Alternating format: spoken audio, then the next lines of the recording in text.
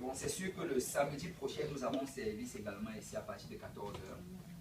Et mardi prochain, comme tous les mardis, nous avons évangélisation. Et on va se retrouver ici dans le parking. Et on va aller au métro maintenant. On va se retrouver maintenant au métro Saint-Michel. Et on va évangéliser. On va aller prêcher la parole du Seigneur. Et vous savez vraiment, l'évangélisation, c'est le battement de cœur du Seigneur. Tu sais, tu ne peux jamais être à côté de la volonté du Seigneur quand tu es en train d'évangéliser. Parce que c'est le dernier commandement qu'il a donné. Il a dit, allez par tout le monde et faites les disciples. Il a dit, allez prêcher leur la bonne nouvelle. Donc nous avons été envoyés pour prêcher la bonne nouvelle. Amen. Et nous évangélisons le mardi et c'est au métro Saint-Michel. Donc mardi, évangélisation. Et samedi prochain, nous avons un service. Et pour les autres samedis, bon, ça va venir, on va donner plus de détails quand on va s'avancer. Mais nous savons que la veillée de Noël, cette année, le 24, ça tombe un samedi. Et le 31 également, c'est un samedi. Donc, on va dans la direction du Seigneur. Comment est-ce qu'on va faire avec cela? Amen. Amen. Amen. Amen. On va prendre une offrande pour le Seigneur. On va juste se lever pour prier. Et on va prier pour l'offrande. Et après cela, on va passer dans la parole du Seigneur. Alors, si tu peux te tourner vers ton voisin, tu lui dis, je vais t'aider à te lever si tu es fatigué. Je vais t'aider à te lever. Et on va aller vers le Seigneur à prier.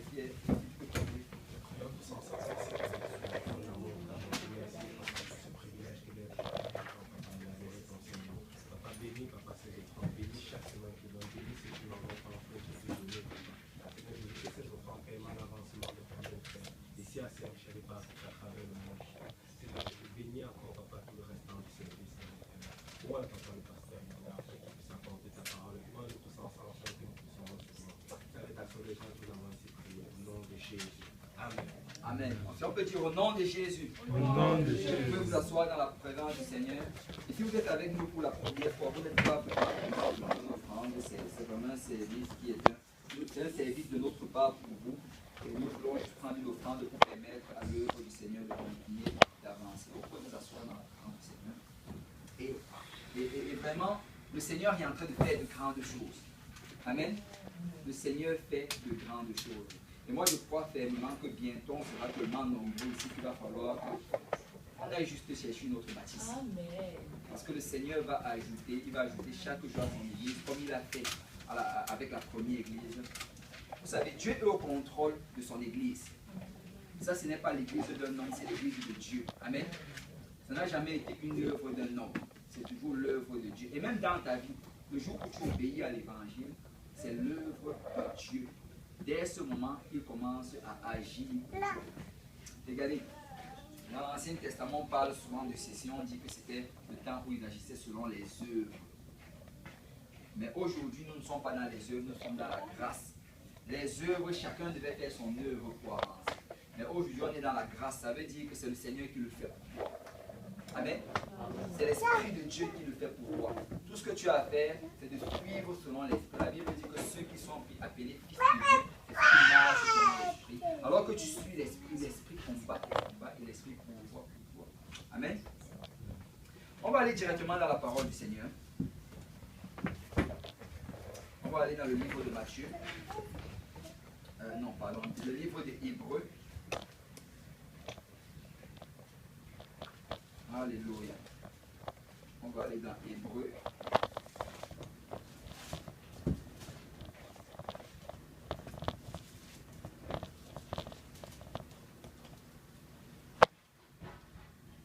Alléluia.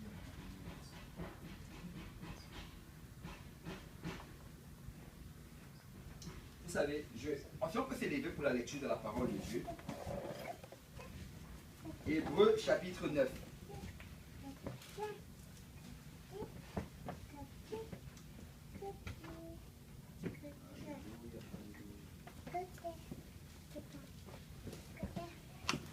On va lire juste un seul verset d'écriture. Et Hébreux chapitre 9, verset 8. La Bible dit, le Saint-Esprit montrait par là que le chemin du lieu tresse n'était pas encore ouvert tant que le premier tabernacle subsistait. Je vais le relire. Le Saint-Esprit montrait par là que le chemin du lieu de tresse n'était pas encore ouvert tant que le premier tabernacle subsistait. Le titre de ce message aujourd'hui, c'est le chemin du lieu de tresse. Maintenant, on va juste dire le lieu de tresse est ouvert. Le lieu très saint est ouvert. Amen. Amen. Alléluia. Si on peut déposer nos Bibles, on va prier. Seigneur, Dieu Tout-Puissant, merci pour ton amour, merci pour ta grâce, merci pour ta présence, Papa. Merci, Seigneur, pour ton esprit qu'on peut ressentir en ce lieu. Papa, nous savons, Papa, et nous avons la ferme assurance que tu as déjà touché les cœurs, Seigneur. Tu as déjà touché les vies, Papa. Tu as fait une transformation dans notre âme, Papa. Seigneur, nous prions, Seigneur, alors que nous entrons dans la prédication de la parole de Dieu. Oins-moi le prédicateur, Seigneur. Oins, Seigneur, les oreilles et le cœur de tous ceux qui sont ici, Papa. Seigneur, guide-nous dans ta parole, Seigneur. Parle-nous, Seigneur. Adresse les situations de nos vies, Seigneur. Transforme-nous, Papa. Et que nous sortons d'ici aujourd'hui, Seigneur, différents de comment nous sommes rentrés, Papa. Nous voulons sortir avec un nouveau, Seigneur, zèle, Papa. Une nouvelle détermination, un nouvel amour pour ta parole et pour ton esprit, Papa. Transforme-nous par la puissance, Papa, de ton esprit. Et c'est avec action de grâce, Papa, que nous te demandons tout ceci. Au nom de Jésus. Si l'Assemblée peut dire au nom de Jésus. Au nom de Jésus. Est-ce qu'on peut battre nos mains pour le Seigneur avant de nous asseoir? Notre Dieu est digne de louange. Il est digne d'adoration. La Bible dit, pour tous peuples, battez les mains et poussez vers Dieu les cris de joie. Car notre Dieu est puissant. Alléluia, alléluia. Alléluia. Vous pouvez vous asseoir dans la présence du Seigneur. Vous savez, dans cette église, nous battons beaucoup les mains pour le Seigneur. Amen. Et nous poussons beaucoup vers Dieu les cris de joie. Parce que nous voulons obéir à la parole du Seigneur. Amen. C'est dans le livre de Psaume 47, verset 2. La Bible dit, vous tous peuples, battez les mains et poussez vers Dieu les cris de joie. Donc quand on fait ça, ce n'est pas juste bon, pour remplir le temps. Là. On le fait parce qu'on sait que quand on le fait, on est dans la volonté du Seigneur. Amen. Et on va parler sur le sujet dont le Seigneur m'a mis à cœur aujourd'hui. Le lieu très saint est ouvert. Je suis content de voir la feuille Tino avec nous aujourd'hui. Amen. Amen. Dans le livre des Hébreux, chapitre 9, Paul fait référence à l'Ancien Testament. Il parle d'un sujet, peut-être pour nous qui ne sommes pas nés juifs, on n'est pas nés hébreux. Il y a souvent du mal à comprendre certaines choses qui ont un lien avec les choses qui se passaient dans le tabernacle. Mais il nous donne de petits détails par rapport à cela. Et on ne va pas trop s'éterniser dessus, mais je crois que ça prend quand même d'un peu le regarder. Donc dans Hébreux chapitre 9, à partir du verset 1, la Bible dit, la première alliance avait aussi des ordonnances relatives au culte et le sentier terrestre. En fait, qu'est-ce qu'il est en train de dire? Il est en train de dire que dans la première alliance, il y avait des choses qu'on devait faire pour apporter cela comme offrande au Seigneur. Vous savez, quand on parle d'un culte, souvent les gens pensent que bon, le fait de venir à l'église comme ça, c'est ça qu'on appelle le culte. Mais non, ce n'est pas ça le culte. Le culte, en fait, c'est ce qu'on apporte en adoration au Seigneur. C'est ça le culte. Je vais donner un exemple. Mais même pas, on va directement citer ce que la parole de Dieu dit. Dans le livre de Jacques, Jacques nous parle de cela. Il nous dit que le vrai culte, la vraie religion, c'est quoi? C'est d'assister ceux qui sont dans le besoin, c'est de visiter les malades, d'aider les veuves et les orphelins. En fait, c'est ça la vraie religion. Quand on dit religion, là, ça ne veut pas dire, ok, je suis évangélique ou bien je suis pentecôtiste. Religion, c'est l'œuvre que tu fais en offrande au Seigneur. C'est ça la religion. Et vraiment, ça peut aller dans un sens très large. Parce que quand tu es en train de louer le Seigneur, tu es en train d'apporter au Seigneur un culte. Amen. Quand tu bats tes mains pour le Seigneur, tu lui apportes un culte. Quand tu danses pour le Seigneur, c'est un culte que tu es en train de faire. Quand tu apportes ton offrande, c'est un culte. Quand tu vas évangéliser, en fait, tout cela, ça fait partie. C'est ça la vraie religion. Quand tu aides les gens, c'est la religion. La religion, ce n'est pas juste un titre, que, oh, je suis pentecôtiste. Non, non, non. La religion, vraiment, c'est l'offrande que tu apportes au Seigneur au travers de tes actions. Amen. Il dit que dans la première alliance, il y avait des ordonnances relatives au culte. Et tu sais, qui parle d'ordonnances ici? C'est parce que le culte que tu vas apporter vers le Seigneur, il faut que ce soit selon la volonté du Seigneur. Amen. Tu ne vas pas apporter juste ce que toi tu veux au Seigneur. Et dans la Bible, on nous parle de quelqu'un, il s'appelle Caïn. Il avait décidé d'offrir au Seigneur, mais selon sa propre volonté. Il offrait au Seigneur ce qui l'arrangeait. Mais la Bible nous dit que le Seigneur a rejeté son offrande. Parce que si tu donnes au Seigneur ce qu'il ne veut pas, juste parce que tu veux t'en débarrasser, il y a des gens qui veulent juste donner leur vieille chauffette au Seigneur. Le Seigneur n'est pas intéressé par nos vieilles chaussettes. Amen. Amen. Le Seigneur est intéressé par ce qu'il y a de meilleur en nous. Donc, si nous devons donner quelque chose au Seigneur, assurons-nous que c'est ce que le Seigneur demande. Amen. Et il dit qu'il y avait des ordonnances pour cela. Et il commence à parler de ces ordonnances. Il dit, un tabernacle fut en effet construit. Tu sais, la Bible dit que Moïse a construit le tabernacle selon l'ordre du Seigneur. Il a respecté les dimensions exactes du Seigneur. Il n'a rien ajouté, il n'a rien retranché. Et si nous devons servir le Seigneur, nous devons le faire exactement comme le Seigneur demande. Amen. Écoute, nous devons vraiment prendre notre Bible et lire cette Bible en cherchant, Seigneur, qu'est-ce que tu veux que je fasse de ma vie? Seigneur, qu'est-ce que tu m'appelles à faire? Qu'est-ce que tu m'appelles à abandonner? Qu'est-ce que tu m'appelles à commencer à m'investir là-dedans? Parce que la Bible, vraiment, c'est le manuel d'utilisateur de l'homme. Tu sais, quand on a acheté ce piano, l'acheteur originel, bien sûr, il est venu avec un manuel d'utilisateur. Et le manuel allait te dire comment est-ce que tu vas l'utiliser, comment est-ce que tu vas le brancher, comment est-ce que tu vas l'entretenir. Et aussi longtemps que tu vas suivre le manuel, ben, tu vas pouvoir le garder pendant longtemps. Il aura une bonne durée de vie. C'est la même chose avec nous. Aussi longtemps qu'on marche selon la parole de Dieu, on aura une bonne durée de vie.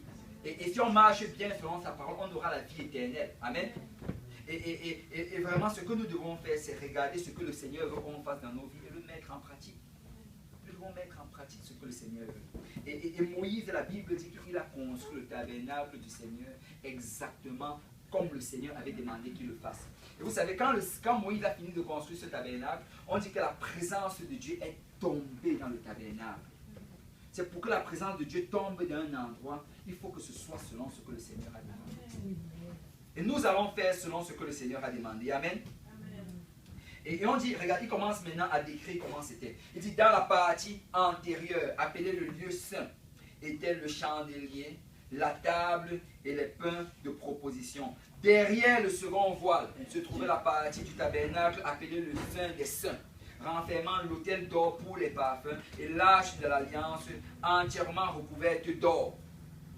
Il y avait dans l'arche un vase d'or contenant la manne, la verge d'Aaron qui avait fleuri et les tables de l'alliance. Au-dessus de l'arche étaient les chérubins de la gloire couvrant de leur ombre le propitiatoire. Ce n'est pas le moment de parler en détail là-dessus. Regarde, globalement, qu'est-ce qui se passait? Je sais que plusieurs d'entre vous, peut-être, vous avez déjà vu comme une image du tabernacle, une représentation de quoi ça ressemblait. Et un jour, ici, on va faire cette étude-là. On va vraiment aller pas à pas dans le tabernacle. Mais ce que je veux que vous visualisez, c'est déjà ceci. C'est que dans le tabernacle, littéralement, là, c'était une tente. Moïse avait bâti une tente. Et cette tente-là était séparée en deux parties. Il y avait une partie qu'on appelait le lieu saint. La deuxième partie, c'était le lieu très saint. Et ce qui séparait la première partie de la deuxième partie, c'était un voile. Et on dit que ce voile-là était tellement épais, il était tellement solide, il était tissé avec un matériel, de telle manière à ce que tu pouvais prendre 7 taureaux à gauche, 7 taureaux à droite, les attacher par le voile et les pousser chacun de leur côté. Ils n'allaient pas être capables de déchirer le voile. Le voile était solide. Et la raison pour laquelle le Seigneur avait construit ce voile de cette manière, c'est parce qu'il voulait qu'il n'y ait aucun lien entre le lieu saint et le lieu très saint. Il voulait s'assurer que tu ne puisses pas tomber dans le lieu très saint par accident. Il ne voulait pas que peut-être en passant tu trébuches et que tu tombes sur le voile et tu tombes dans le lieu très saint. Ça devait être complètement séparé. Le lieu saint, c'était un endroit où les sacrificateurs pouvaient rentrer. La Bible dit qu'ils allaient rentrer là-bas chaque jour. Ils allaient rentrer le matin, ils allaient rentrer le soir. Mais le lieu très saint, personne ne pouvait y entrer. Le seul qui pouvait y entrer, c'était le souverain sacrificateur, le chef de tous ces sacrificateurs-là. Il pouvait y entrer uniquement une fois par année. Une seule fois. Mais devinez quoi? Dans le lieu très saint, c'est là qu'il y avait la présence du Seigneur. Hors de là, il n'y avait pas la présence du Seigneur. Et quand tu regardes cela, c'est vraiment une période quand même un peu triste. Parce que tu imagines que pendant tout ce temps-là, personne ne pouvait aller dans la présence du Seigneur. Il n'y avait qu'une seule personne et une fois par année. Et on nous dit même que quand il devait partir, c'était le moment le plus stressant de toute son année. Pourquoi? Parce que le Seigneur avait donné des principes. Il avait dit qu'on devait les respecter avant d'entrer dans le lieu très saint. Et si, quand tu entres dans le lieu très saint, tu n'as pas respecté cela, c'est la mort. Regarde, avant qu'il n'aille, on disait que ce qu'on allait faire, c'est qu'on allait prendre une corde, on allait attacher ça à son pied, on allait bien la serrer, et ensuite, on allait s'assurer que la corde est assez longue, de telle manière à ce que cette corde puisse aller jusqu'à l'extérieur du tabernacle. De telle manière à ce que quand il allait entrer dans le lieu très saint, si en arrivant là-bas, il n'était pas pur, si en arrivant là-bas, il n'avait pas respecté les principes de sanctification que le Seigneur avait établis, quand il allait entrer dans la gloire du Seigneur, il allait tomber directement. Et quand il allait tomber et mourir, la Bible dit que ceux, les historiens racontent que ceux qui étaient dehors, on allait juste tirer la corde, parce que personne n'avait le droit d'entrer là-bas. On allait tirer la corde, le traîner jusqu'à l'extérieur. Et quand on allait le ramener dehors, là maintenant on allait commencer à chercher son fils pour le remplacer. J'imagine qu'on allait voir son fils en train de fuir. Je ne veux pas ces jobs-là. Mais vraiment, il y avait une séparation totale entre le lieu saint et le lieu très saint. Personne ne pouvait y entrer. Et tu sais, avant que le Seigneur ne donne les 10 commandements à son peuple, on en parle dans le livre d'Exode. Si on peut aller rapidement dans Exode, Exode chapitre 20.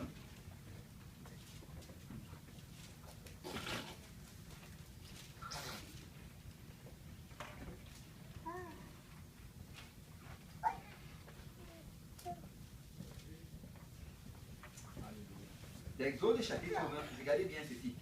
Le Seigneur, il a sorti son peuple d'Égypte et là, il l'a amené vers le mont Sinaï parce que le but vraiment de Dieu, c'était de consacrer entièrement son peuple. On va d'abord aller dans Exode chapitre 19, un chapitre avant.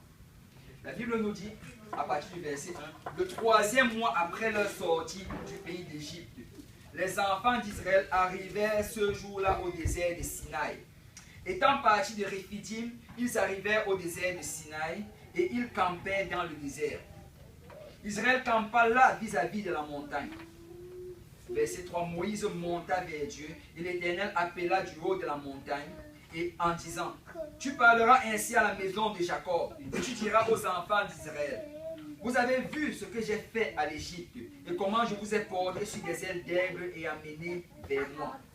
Maintenant, si vous écoutez ma voix et si vous gardez mon alliance, vous m'appartiendrez tous, vous m'appartiendrez entre tous les peuples, car toute la terre est à moi. Regarde bien, le Seigneur met toujours la condition avant de donner ses promesses. Il a dit, si vous écoutez ma voix, si vous gardez mon alliance, parce qu'aujourd'hui, il y a beaucoup qui pensent que, oh, je vais vivre comme je veux, mais j'appartiens au Seigneur. Écoute, pour appartenir au Seigneur, il faut écouter la voix de Dieu, il faut garder son alliance. Pour appartenir au Seigneur, il faut marcher selon la parole du Seigneur. Il faut obéir aux principes qu'il nous donne. Tu sais, je sais, on va dire, oh, souvent ce n'est pas facile. Mais si tu marches dans les voies du Seigneur, le Seigneur va t'aider à le servir. Le Seigneur va pourvoir à tes besoins, il va te fortifier. Amen. Il leur dit ici que si vous le faites, vous allez m'appartenir. Et regardez maintenant le verset 6. Vous serez pour moi un royaume de sacrificateurs et une nation sainte. Voilà les paroles que tu diras aux enfants d'Israël. Regarde, le Seigneur disait littéralement ici que ce que j'ai comme volonté en moi aujourd'hui, c'est que tout le peuple d'Israël soit un royaume de sacrificateurs. C'est que tout le peuple d'Israël soit une nation sainte. Vous savez, le rôle du souverain sacrificateur, c'était d'entrer dans la présence de Dieu. Donc Dieu voulait en fait que chacune de ces personnes individuellement puisse rentrer dans sa présence. Il ne voulait pas en fait qu'il y ait juste une seule personne qui puisse y entrer. Il ne voulait pas qu'il y ait juste une tribu, la tribu de Lévi, qui puisse le servir. Sa volonté, c'est que tout le monde serve le Seigneur. Tu sais, mon frère, ma soeur, la volonté de Dieu, c'est que tu serves le Seigneur.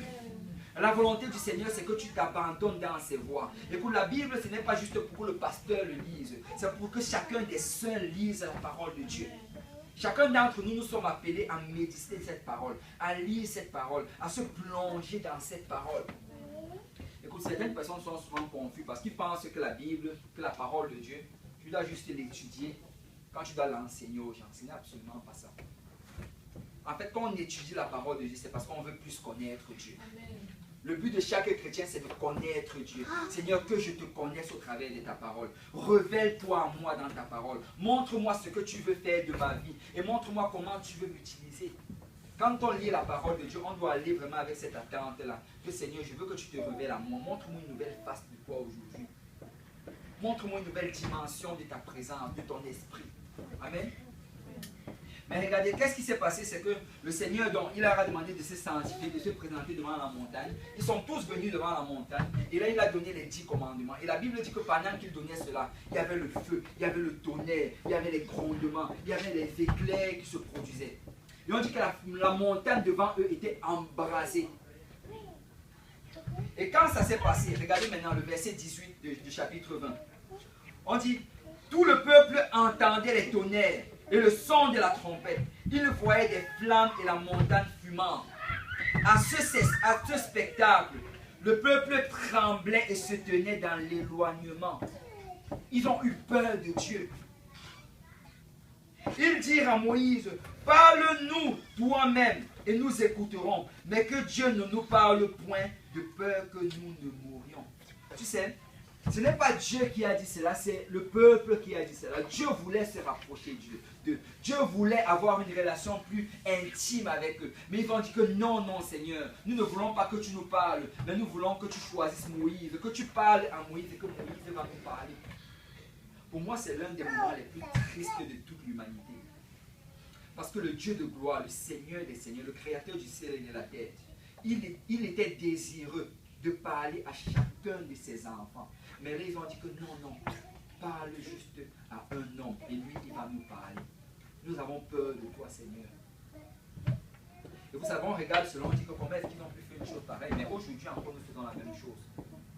Souvent, nous n'allons pas avoir de vie de prière. Nous n'allons pas avoir de vie de la lecture de la parole de Dieu. Mais nous allons juste vouloir venir à l'église pour entendre le pasteur prêcher.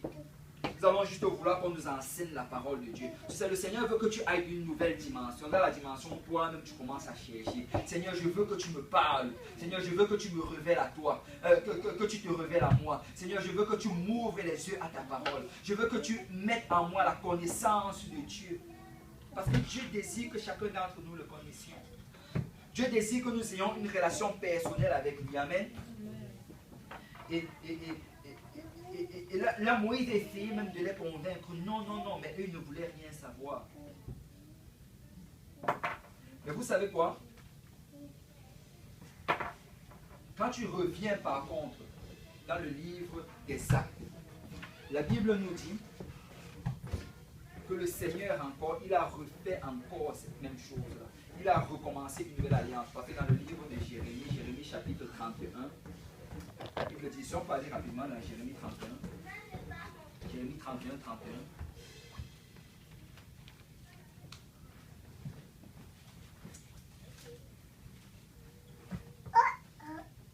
La Bible dit, voici, les jours viennent, dit le Seigneur, où je ferai avec la maison d'Israël et la maison de Juda une nouvelle alliance. Non comme l'alliance que j'ai traitée avec leur père, le jour où je les saisis par la main pour les faire sortir du pays d'Égypte. Alliance qu'ils ont violée. Il dit, quoi que je fusse leur maître, dit l'Éternel. Mais voici l'alliance que je ferai avec la maison d'Israël. Après ces jours-là, dit l'Éternel, je mettrai ma loi au-dedans d'eux. Je l'écrirai dans leur cœur. Je serai leur Dieu et ils seront mon peuple. C'est le Seigneur dit que peut-être qu'ils ont violé l'ancienne alliance. Peut-être qu'ils n'ont pas voulu obéir à cela. Mais moi, je vais faire une nouvelle alliance avec eux. Je les ai sortis d'Égypte et j'ai voulu avoir une relation intime avec eux. Mais ils n'ont pas voulu l'avoir. Mais je vais faire une nouvelle alliance. Il dit que dans cette nouvelle alliance, il dit, je mettrai ma loi au-dedans d'eux. Je l'écrirai dans leur cœur. Tu sais, dans la nouvelle alliance, le Seigneur dit qu'il va écrire sa loi dans ton cœur. Ce ne sera pas comme dans une tablette de pierre comme il a fait au temps de Moïse. Mais cette fois, il va l'écrire dans ton cœur. Et il dit que cette loi-là, je vais la mettre à l'intérieur d'eux. Je serai leur Dieu et ils seront mon peuple. Et regarde, il dit que celui-ci n'enseignera plus son prochain, ni celui-là son frère, en disant connaissez l'Éternel. Car tous me connaîtront. Tu sais, le Seigneur désire qu'aujourd'hui chacun d'entre nous le connaisse. Il désire que chacun d'entre nous aujourd'hui ait une relation intime avec lui. Que tu puisses dire l'Éternel m'a parlé aujourd'hui.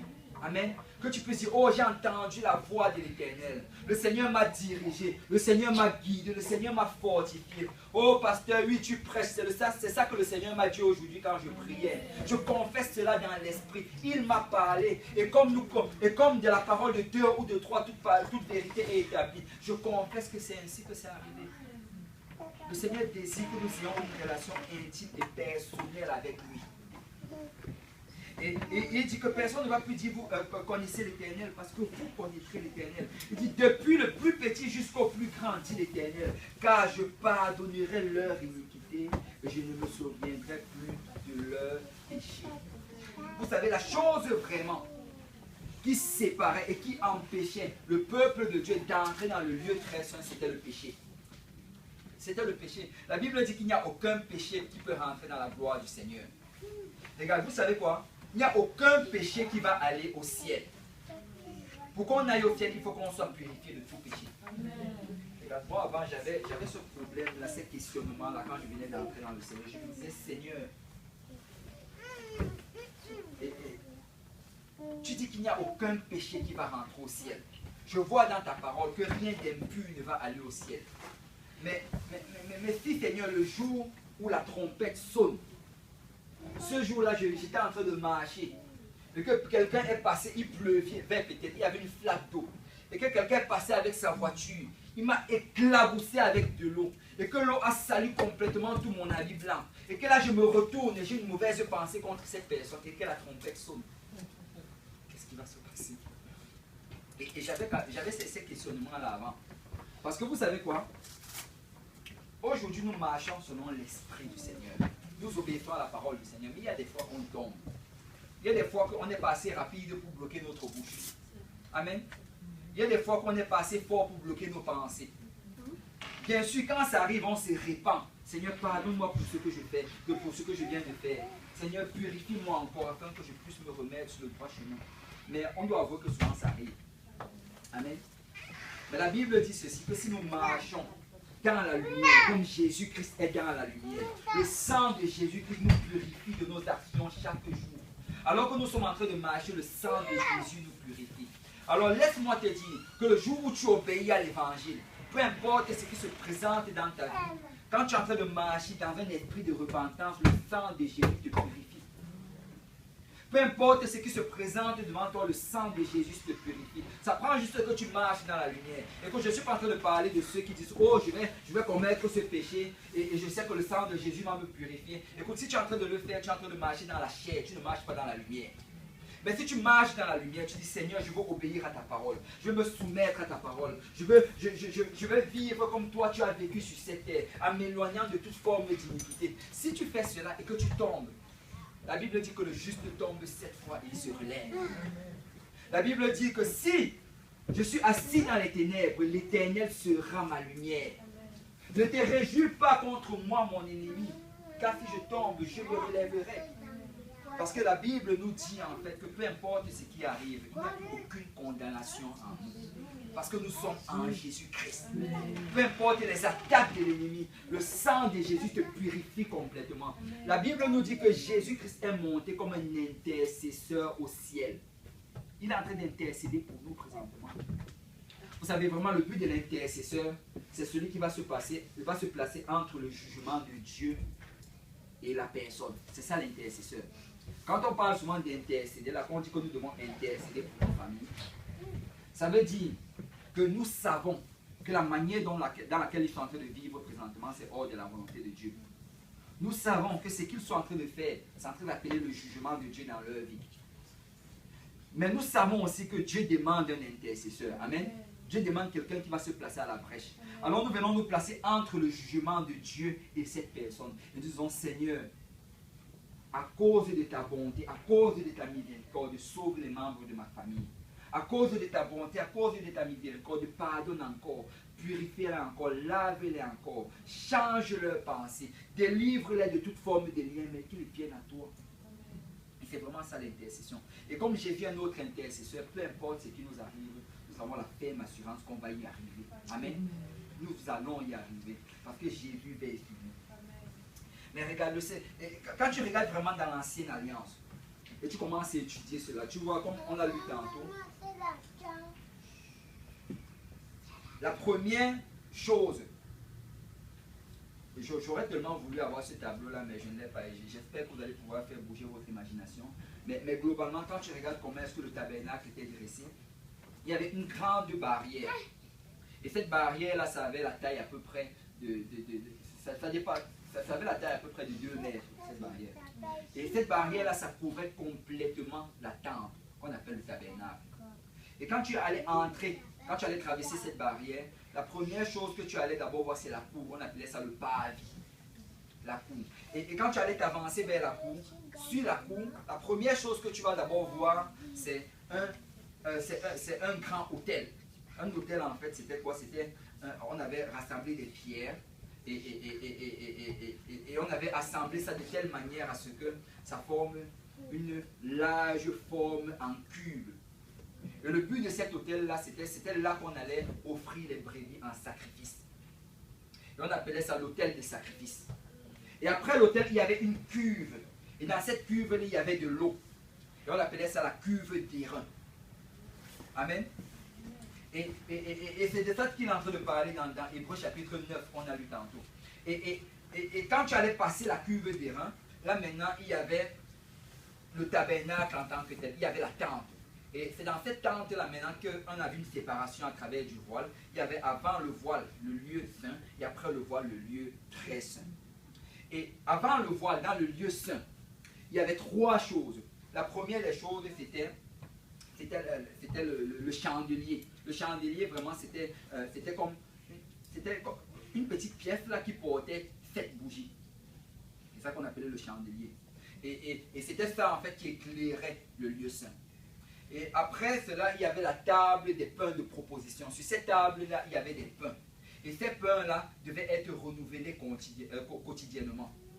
Et après cela, maintenant, il y avait ce qu'on appelle un autel. C'était comme une petite chaire. Ça va à peu près cette taille-ci, là. Et c'était sur cette petite autel-là qu'on offrait des parfums qui étaient d'une agréable odeur au Seigneur. Et après, maintenant, quand tu allais traverser le voile, dans le voile, c'est là qu'il se trouvait l'arche de l'alliance qui représentait vraiment la présence du Seigneur. Et cette arche de l'alliance-là, c'était comme l'apôtre Paul vient de le décrire. Il y avait des anges dont les ailes se touchaient et ils étaient en train de couvrir cet endroit-là qu'on appelait le siège de miséricorde. Et dans l'arche de l'alliance, il y avait 3 choses. Il y avait le bâton d'Aaron qui avait fleuri. Il y avait le pot de manne. Parce que dans le désert, le Seigneur les avait nourris de la manne. Et une fois, il avait dit que prenez un pot de manne et mettez-le dans l'arche. Et on dit que ce pot-là n'a jamais pourri. C'était toujours dans l'arche. Et après cela, la dernière chose qu'il avait, c'était les tables de la loi. Mais vous savez, on dit que toutes ces choses-là, c'était juste symbolique. Et vous savez, le symbole a été accompli entièrement au travers du sang de Jésus-Christ.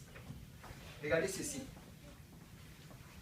L'autel de l'alliance, l'autel de sacrifice. La Bible dit que Jésus est l'agneau de Dieu qui ôte le péché du monde. Amen. Et vraiment, cet autel-là, c'était l'endroit où on allait offrir les sacrifices. Et tout sacrificateur devait d'abord passer par là avant de faire son offrande. Vous savez, avant d'œuvrer dans le temple, tu devais d'abord être purifié de tes péchés. Et c'était au travers du sang de l'alliance. C'est là-bas qu'on allait couper l'agneau. En fait, ce que les gens allaient faire, ils allaient mettre leur main sur un agneau. On va couper la tête de l'agneau. Et après, on va offrir cela en sacrifice pour le pardon des péchés. Après avoir fait cela, et vraiment, ce premier truc-là, ça représente la repentance. Parce que quand nous nous repentons, nous sommes en train de mourir. L'ancienne personne est en train de mourir. C'est vraiment ça la repentance. Et le sacrificateur devait passer par la repentance s'il voulait aller dans le lieu saint. Deuxième des choses, après cela, il devait continuer à marcher. Et avec les mains qui étaient couvertes de sang, et même ses habits couverts de sang, il allait tremper cela dans l'eau et il allait littéralement se laver dans cette eau-là qui se trouvait dans la cuve des reins. Et le but vraiment, c'était de pouvoir purifier tout le sang qui était sur lui. Et vous savez quoi? Nous aussi, après avoir fait la repentance, nous devons être lavés de tous nos péchés. Amen. Amen. Regardez ceci, si on peut regarder rapidement dans Actes chapitre 22, verset 16.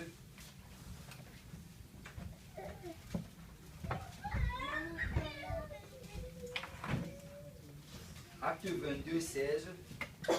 Ici, là, Paul est en train de raconter comment est-ce qu'il s'est fait baptiser au nom de Jésus. Regardez, Acte 22, 16, la Bible dit, il dit que quand Ananias est venu le voir, on parle de l'apôtre Paul. Et il dit quand Ananias est venu le voir, il lui a dit au verset 16, et maintenant, que tardes-tu? Lève-toi, sois baptisé et lavé de tes péchés en invoquant le nom du Seigneur. Tu sais, Paul dit ici qu'il a dû être baptisé au nom de Jésus. Et vraiment, la Bible appelle cela un lavement. Nous avons été lavés par le sang de Jésus. Parce que littéralement, quand le sacrificateur allait plonger sa main dans l'eau, le sang de l'agneau allait rencontrer l'eau et c'est ça qui allait produire la purification. De la même manière que quand on se fait baptiser au nom de Jésus-Christ, on rencontre le sang de Jésus dans l'eau. Et c'est ça qui produit la purification. C'est chaque fois que tu prends un bain chez toi, ce n'est pas le baptême. Le baptême, c'est quand tu te fais plonger dans l'eau au nom de Jésus. C'est à ce moment-là que le Seigneur déverse son sang sur toi et ça te purifie de toute iniquité. Et les sacrificateurs devaient passer par cela. Et après cela, là maintenant, il était digne, il était capable d'entrer dans le lieu du saint pour pouvoir faire l'œuvre. Et vous savez, ça va toujours passer par le même chemin. Si tu désires venir au Seigneur, ça prend que tu te répandes de tes péchés. Ça prend que tu te fasses baptiser au nom de Jésus pour le pardon de tes péchés. Et ça prend que tu sois rempli du Saint-Esprit. Regardez, Acte chapitre 2, verset 38. On nous dit que Pierre, ça c'est le jour de la Pentecôte, il a prêché le message de l'Évangile. Il a prêché que Jésus-Christ est mort, Jésus-Christ est enseveli, Jésus-Christ est ressuscité. Après avoir prêché cela, regardez le verset 37, on dit, après avoir entendu ce discours, ils eurent le cœur vivement touché. Il dit à Pierre et aux autres apôtres, hommes frères, que ferons-nous? Tu sais, chaque fois qu'on entend le message de l'Évangile, il faut que nous ayons le cœur touché. Amen. Nous devons être touchés par cela. Parce que l'Évangile, c'est la chose la plus importante dans notre vie. L'Évangile, c'est vraiment ce qui sépare l'Ancien Testament du Nouveau Testament. L'Évangile, c'est ce qui sépare notre ancienne vie de notre nouvelle vie. Amen. L'Évangile, c'est vraiment ce qui nous permet d'avoir une relation avec le Seigneur. Et l'Évangile, c'est quoi? Dans 1 Corinthiens 15, la Bible nous dit que l'Évangile, c'est la mort, l'ensevelissement et la résurrection de Christ. Christ est mort, Christ est enseveli et Christ est ressuscité. Et nous devons être touchés par cela parce que réellement, c'est nous qui devrions mourir. Amen. C'est nous qui avons péché. Et à cause de notre péché, on devait aller en enfer pour l'éternité. Nous avons désobéi à la parole du Seigneur. Nous savions ce qui était bon devant Dieu, mais nous avons désobéi. Mais Dieu était bon envers nous. Parce que quand on parle vraiment de Jésus, Jésus c'est Dieu manifesté en chair. Dieu était bon envers nous. Il s'est couvert d'une chair et il est venu sur cette terre mourir en notre place. Et on dit que quand on leur a dit cela, que Dieu s'est manifesté en chair, il est venu, il est mort pour vous. Dieu a été enseveli pour vous. Il est ressuscité le 3e jour pour vous. On dit qu'ils ont eu le cœur touché. Et quand ils ont eu le cœur touché, ils ont demandé, homme frère, qu'est-ce qu'on doit faire? Parce que vous savez, quand on prêche l'évangile, il y a quelque chose à faire. Il ne suffit pas juste d'écouter l'évangile. Tu sais, je peux te dire aujourd'hui que j'ai 100 $ pour toi. Tu vas dire, oh, j'ai écouté cela, alléluia, tu vas être content. C'est quelque chose que d'écouter cela, que c'est quelque chose d'autre que de te le donner. Amen. C'est quelque chose d'autre même que de le donner, et c'est quelque chose d'autre que de le prendre. Donc l'évangile est prêché, nous l'écoutons. Elle est donnée présentement, mais maintenant c'est à nous de le prendre. Ils ont dit, oh frère, qu'est-ce qu'on peut faire pour prendre cet évangile? Qu'est-ce qu'on peut faire pour mettre cela en pratique dans notre vie? Et là, Pierre leur a dit, verset 38, Pierre leur dit, répentez-vous et que chacun de vous soit baptisé au nom de Jésus-Christ pour le pardon de vos péchés et vous recevrez le don du Saint-Esprit. Pierre leur a dit que Christ est mort. Ça prend que vous devez vous repentir de vos péchés. Parce que la mort vraiment de Christ, pour la mettre en évidence dans notre vie, pour l'assujettir à nous, il faut qu'on se répande de nos péchés. La repentance vient d'un mot grec qui signifie qui est métanao et ça signifie faire un demi-tour. Tu sais, quand tu te répands, ça veut dire littéralement que tu changes de direction. Tu étais en train de mentir avant, tu trichais, tu volais, tu commettais tout genre de péchés, même des choses qu'on appelle des péchés blancs. Vous savez, il n'y a pas de péché blanc. Tout ce que tu as commis comme péché n'est pas agréable devant les yeux du Seigneur. Peu importe ce que tu faisais, tu dis Seigneur, pardonne-moi pour cela, je regrette de les avoir fait et maintenant je veux commencer à marcher en nouveauté de vie. Amen. Et là tu changes de direction et tu marches dans le sens où c'est ça la repentance. Et tu vas dire, oh, comment est-ce que c'est possible? C'est possible par la grâce de Dieu. Si tu le fais, le Seigneur va t'aider à pouvoir vivre pour lui. Et la deuxième chose, c'est le baptême d'eau au nom de Jésus. Tu sais, Christ était enseveli. Paul nous dit à un autre endroit que nous avons été ensevelis avec Christ par le moyen du baptême. Quand tu te fais baptiser au nom de Jésus-Christ, c'est vraiment l'ensevelissement. L'ancien homme est en train d'être enterré. Vous savez, si quelqu'un meurt et on l'enterre, il va commencer à sentir. Ça prend vraiment d'être baptisé. Il y a des gens qui se répandent, mais ne veulent pas se faire baptiser au nom de Jésus. Écoute, ça prend que nous soyons baptisés. Parce que la Bible nous dit que le baptême, vraiment, c'est la circoncision. Nous avons été circoncis d'une circoncision qui n'est pas faite de la main d'un homme. Regarde, Dieu avait dit à Abraham dans l'Ancien Testament que je veux que l'alliance avec toi soit la circoncision. Toute personne dans ta maison doit être circoncis. Si quelqu'un n'est pas circoncis, on parle des hommes bien sûr. Si un homme n'est pas circoncis, vous devez le sortir du milieu de vous. Il ne m'appartient pas, je le rejette complètement. Et on nous dit que le baptême c'est la circoncision. De la même manière que ça s'est produit dans le passé, ça se produit aujourd'hui. Si tu veux appartenir au Seigneur, tu dois être baptisé au nom de Jésus pour le pardon de tes péchés. Amen. Galates 3, 27. Si quelqu'un peut aller rapidement dans Galates 3, 27. Tous ceux qui ont été baptisés en Jésus-Christ ont revêtu Christ. Ça veut dire que le jour que tu te fais baptiser en Jésus-Christ, tu revêts Christ. Tu l'appartiens. Tu es sa propriété personnelle. Parce que c'est la manière d'entrer dans l'alliance. Amen. Et maintenant, la troisième partie, après être baptisé au nom de Jésus, il y a le baptême du Saint-Esprit. Tu sais, ça c'est le cadeau que le Seigneur te fait. Quand on parle du baptême du Saint-Esprit, la Bible parle souvent du don de l'Esprit, le don du Saint-Esprit. C'est le cadeau que le Seigneur te fait. Le Seigneur dit que parce que tu obéis à ma parole, parce que tu t'es fait baptiser en mon saint nom, je vais te donner le cadeau. Il y a des gens qui reçoivent cela avant même d'être baptisés au nom de Jésus. Parce que le Seigneur voit leur cœur, il sait qu'ils veulent obéir à toute vérité. Mais ça prend vraiment cela. Regardez, Acte 2, 39, la Bible dit, car la promesse est pour vous, pour vos enfants et pour tous ceux qui sont au loin, en aussi grand nombre que le Seigneur notre Dieu les appellera. Qu'est-ce que ça veut dire? Ça veut dire que ces trois choses doivent être faites par tout le monde. Dans l'Ancien Testament, le Seigneur voulait le faire avec tout le monde. Mais ils ont refusé, ils ont dit que non, non, non, juste fais-le avec Moïse. Mais vous savez quoi, dans le Nouveau Testament, le Seigneur est revenu, il a réitéré sa volonté. Je veux avoir une relation personnelle et intime avec tout le monde. Je vais parler à tout le monde. Je vais agir avec tout le monde. Je vais déverser la même puissance dans tout le monde. C'est la même puissance que le Seigneur déverse sur les pasteurs. Le Seigneur veut le déverser dans chacun des fidèles de l'Église.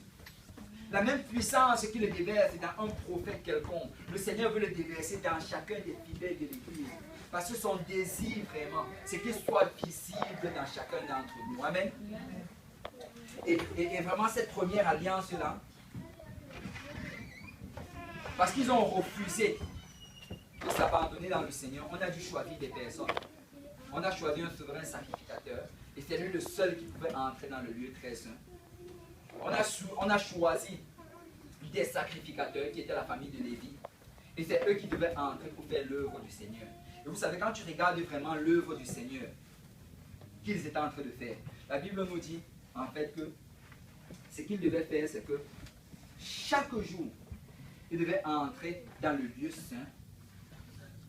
Ils devaient s'assurer qu'il y a la lumière sur les lampes.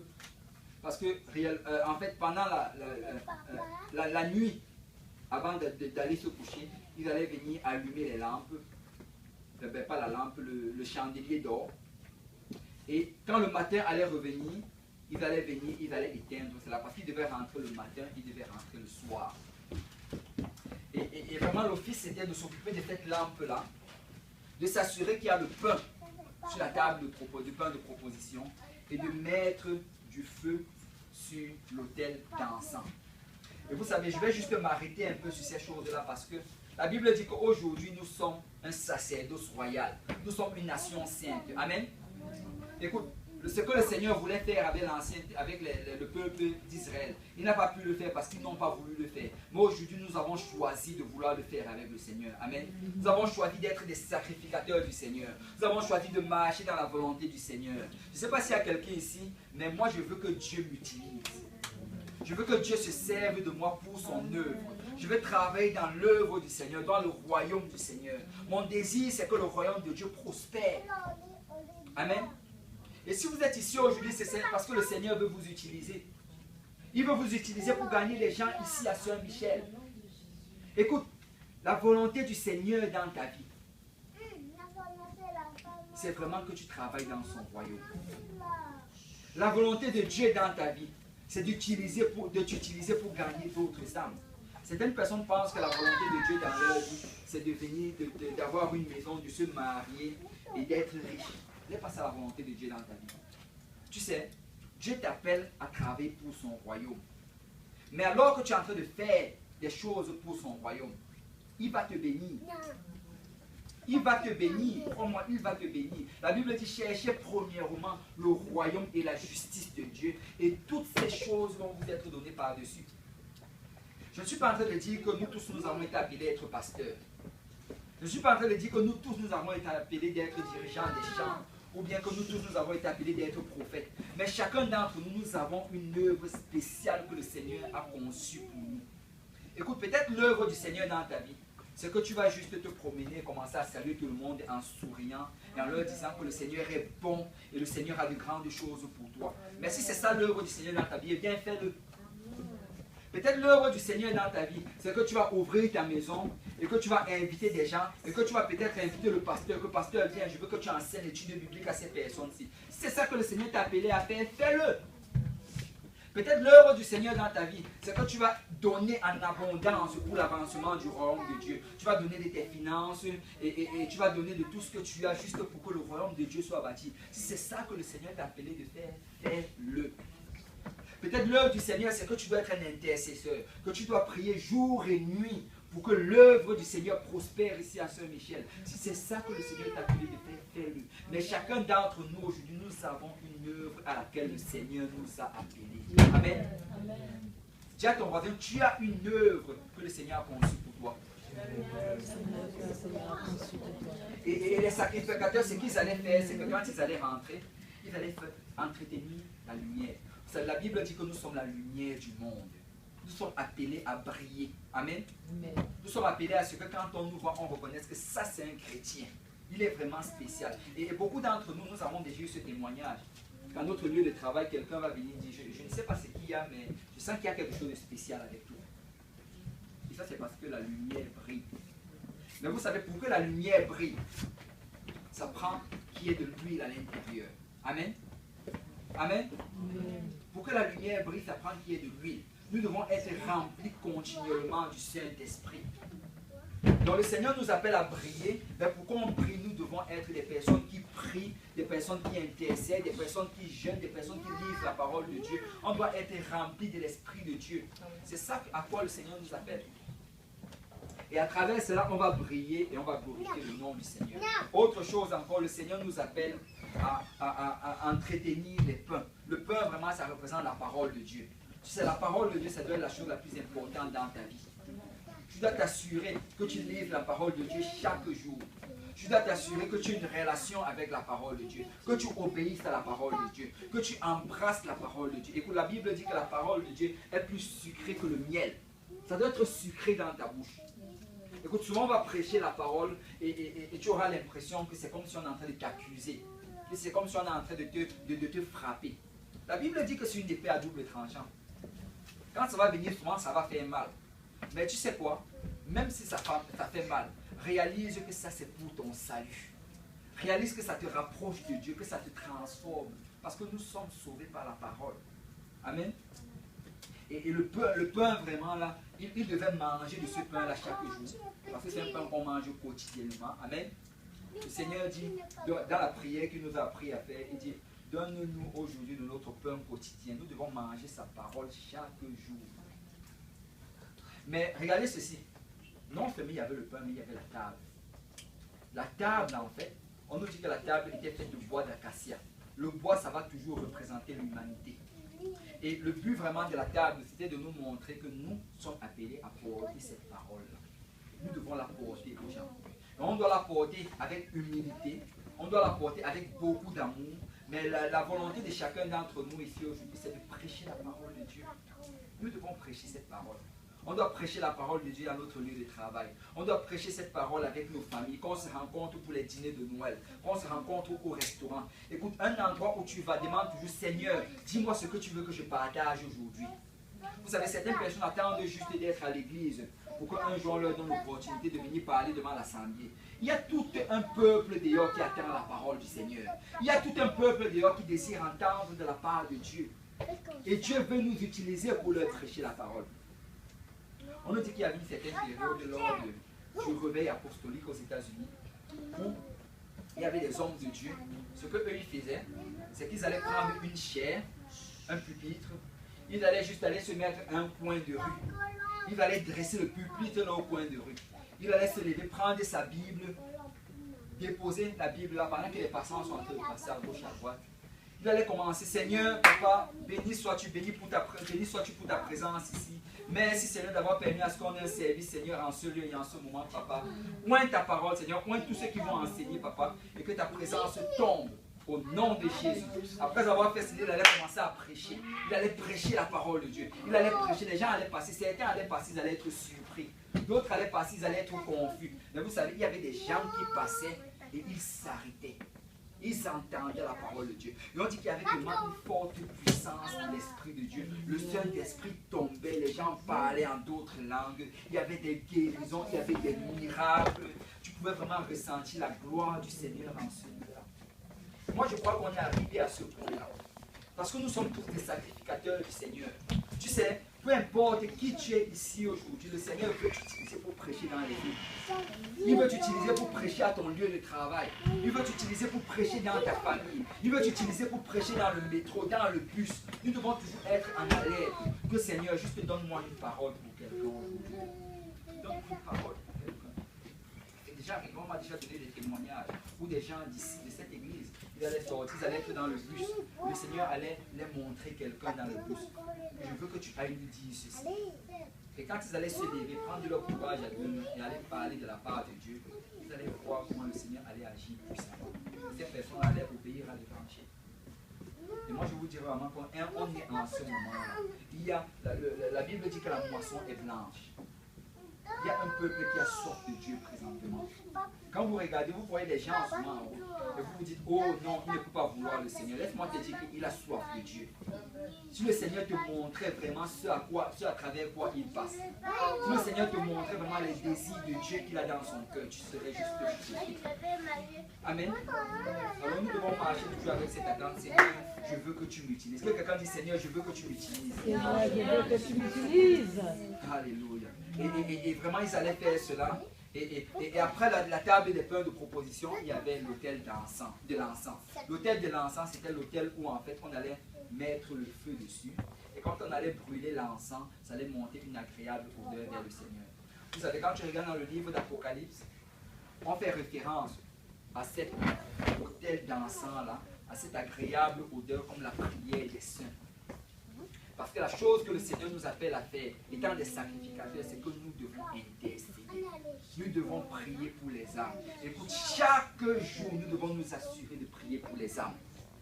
Chaque jour dans notre prière, nous devons mettre une côté, Seigneur, délivre ton peuple. Seigneur, délivre ma famille. Seigneur, délivre mes amis. Seigneur, bouge à mon lieu de travail. Seigneur, tu vois cette personne. Seigneur, ouvre ses yeux, brise ses liens, que l'ennemi tombe dans sa vie. Seigneur, délivre. nous avons besoin d'intercéder. Parce que sans l'intercession, rien ne peut se produire. Le Seigneur compte sur toi pour sauver les membres de ta famille. Tu es celui que le Seigneur va utiliser au travers des prières pour les sauver. Souvent, nous voulons trop parler aux gens, alors que le Seigneur veut qu'on prie plus pour ces personnes-là. Commençons d'abord par la prière. Tu sais, si tu pries, le Seigneur va préparer le cœur de la personne pour qu'il reçoive la parole de Dieu. D'abord la prière. D'abord par l'Esprit de Dieu. Amen. Nous allons être une église qui prie pour les âmes. Amen. Nous allons prier et intercéder et on va voir la gloire et la grâce du Seigneur. Et vraiment, toutes ces choses-là, il devait le faire quotidiennement parce que le Seigneur nous appelle à faire des choses quotidiennement. Mais vous savez, la deuxième partie, il n'avait pas le droit d'y entrer. La deuxième partie, c'était fermé. C'était une seule personne qui pouvait y entrer. Et on a vu que cette partie, le Seigneur décide qu'on y entre. Parce qu'il veut faire de chacun d'entre nous des souverains sacrificateurs. Et la Bible nous dit que le